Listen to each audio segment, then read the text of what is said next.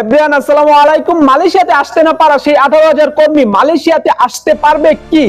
এই প্রশ্নটার জবাব আছে কি কারো কাছে? বাংলাদেশ গভর্নমেন্টের কাছে কি আছে তাদের জন্য সময়? আসলে এটা বলতে হচ্ছে বিকজ সম্প্রতি মালয়েশিয়া আর বাংলাদেশের একটা সমঝোতা চুক্তি হয়, আর এই চুক্তিটাতে স্টুডেন্টদের আদান প্রদান অর্থাৎ স্টুডেন্ট ভিসা নিয়ে প্রসেস হয়। বাট যে 18,000 কর্মী ঝুলে রয়েছে তাদেরকে নিয়ে কোনো কিছুই হচ্ছে না, বিকজ প্লান্টেশন সেক্টরে টুকটাক আপডেট আসতেছে, টুকটাক নিউজ আসতেছে, বাট সেই 18,000 কর্মীকে নিয়ে কোনো আপডেট আসতেছে না। সো এর একটা প্রশ্ন থাকতেই পারে যে কেন আসতেছে না, তারা কি আসলে মালয়েশিয়াতে আসতে পারবে, আর আসলেই বা কতক্ষণে, কখন আসতে পারবে, আর কত সময় লাগবে তাদের আপডেট আসতে?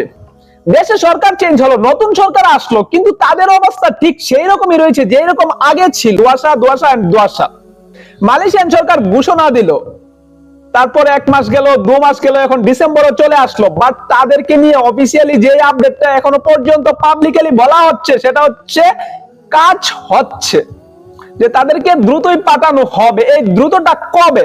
মাসের পর মাস যাচ্ছে, বছর চলে যাচ্ছে, বাট তাদের নিয়ে এই একটা স্টেটমেন্ট ছাড়া আসলে বাংলাদেশ গভর্নমেন্ট থেকে অন্য কোনো স্টেটমেন্ট দেওয়া হচ্ছে না কেন? কে দেবে আসলে এই প্রশ্নের জবাব? সো এখানে তাদের কি করা উচিত? ধৈর্য আর কত? একটা জিনিস ফোকাসে রাখা উচিত, যখন ধৈর্য শেষ হয়ে যায়, দেয়ালে পিঠ লেগে যায়, তখন কিন্তু মানুষ অন্য একটা কিছু করতে বাধ্য হয়, কঠোর কিছু করতে বাধ্য হয়। আর সেই 18,000 কর্মী, এখানে 18,000 সংখ্যাটা কিন্তু কম না। সো সেই 18,000 কর্মী আসলে যদি কোনো কারণবশত একজোট হয়ে আর কোনো একটা কিছু করার সিদ্ধান্ত নেই, তাহলে অবভিয়াসলি বাংলাদেশের নতুন করে আরো একটা ঝামেলা বা ব্যাড পরিস্থিতির শিকার হবে। এমনিতেও আমাদের বাংলাদেশের সিচুয়েশন এখন এতটা ভালো নয়, বাট এই সব কিছুর মধ্যেও বাংলাদেশের যে সেকশনে যে কর্মকর্তারা রয়েছে তাদের উচিত ফোকাস দেওয়া তাদের সেকশনটা নিয়ে। সেই 18,000 কর্মীর প্রতি কেন এই অবহেলা? সেই 18,000 কর্মীকে কেন আসলে শুধু প্রতিশ্রুতি দেওয়া হচ্ছে আর কিছু করা হচ্ছে না?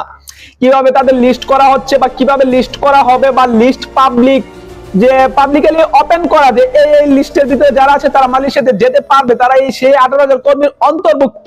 এই সবকিছু দুয়াশা নিয়ে মাথার উপর প্রায় 5 থেকে 6 লাখ টাকা ঋণের বোঝা নিয়ে তারা আসলে রাস্তায় ঘুরতেছে, বেহাল দশা। আমি অনেকের সাথে কথা বলছি, যার কারণে তারা অনেকেই বলতেছে টাকা দিয়ে অনেকে বাড়ি ছাড়া এখন কোনো না কোনো একটা কাজ করে তাদের সেই কিস্তি ঋণ শোধ করতে হচ্ছে। সো এই সব কিছু মিলিয়ে তাদের অবস্থাটা আসলে খুবই শোচনীয়, খুবই করুণ পরিস্থিতিতে আছে তারা।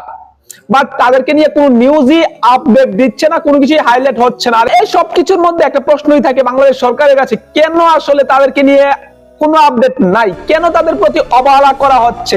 কেন? এই প্রশ্নটা কে করবে, আর এই প্রশ্নের উত্তরটাই বা দেবে কে? এটা নিয়েও একটা আসলে দুয়াশা, যে আসলে এই প্রশ্ন করার মতো কেউ কি আছে বাংলাদেশে? That's it. আই হোপ আমি যা বোঝাতে চেয়েছি সবাই বুঝতে পারছেন ইনশাআল্লাহ। Thanks for watching. আল্লাহ হাফেজ।